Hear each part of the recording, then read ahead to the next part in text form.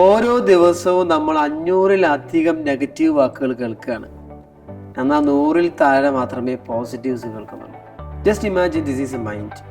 ഇത് നമ്മുടെ മനസ്സാണെന്ന് ഇമാജിൻ ചെയ്യാം. അങ്ങനെയാണെങ്കിൽ ഈ മൈൻഡിന് നെഗറ്റീവ്സ് കേൾക്കുമ്പോൾ എന്ത് സംഭവിക്കുന്നു നമുക്കൊന്നും അറിയാം. സാധാരണ നിങ്ങൾ കേൾക്കാറുള്ള നെഗറ്റീവ്സ് ഒക്കെ ഒന്ന് പറഞ്ഞേ. പല ആളുകൾ നിങ്ങളെ കുറിച്ച് പറയുന്ന നെഗറ്റീവ്സ് ഒന്ന് പറഞ്ഞേ. നീ ശരിയല്ലടാ, ഇങ്ങനെ പോയാൽ എവിടെ എത്തില്ല, നിന്നെ കൊണ്ട് കൂട്ടിയ കൂടില്ല, നീ പോരാ, പറ, എല്ലാരും പറ, നിർത്തി പോയിക്കോ, അല്ലേ? ഇങ്ങനെ പല പല സാധനങ്ങൾ ഇങ്ങനെ പറഞ്ഞു കഴിഞ്ഞാല് പിന്നെ നമ്മൾ പലരെയും കാണും, സങ്കടത്തോടെ കാണും.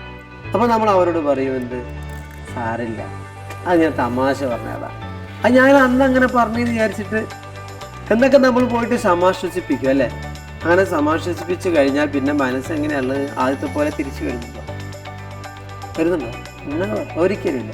സോ 3 കാര്യങ്ങൾ ശ്രദ്ധിക്കുക. 1, നമ്മൾ ഒരാളെ കുറിച്ച് തമാശക്ക് പോലും ഇല്ലാത്തത്, വേണ്ടാത്തത്, നെഗറ്റീവ്, അവനെ തളർത്തുന്നത് പറയാതിരിക്കുക. 2, നമ്മളോട് നിരന്തരമായി ഇങ്ങനെ നെഗറ്റീവ്സ് പറയുന്ന ആരെങ്കിലും ഉണ്ടെങ്കിൽ അത്തരം സർക്കിളിൽ നിന്ന് മാറി നിൽക്കുക.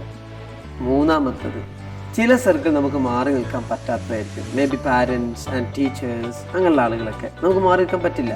അപ്പൊ അവിടെ അവർ നെഗറ്റീവ്സ് പറയാതിരിക്കാൻ നമ്മൾ ചെയ്യേണ്ടത്, നിരന്തരമായി നമ്മൾ ചെയ്യേണ്ട ഉത്തരവാദിത്തങ്ങൾ വൃത്തിയിൽ ചെയ്യാന്നുള്ളതാണ്. കാരണം നമ്മുടെ മനസ്സ് ഇതുപോലെ ചുളുങ്ങിക്കഴിഞ്ഞാൽ പിന്നെ അതിനെ നിലനിർത്താൻ വലിയ ബുദ്ധിമുട്ടാണ്.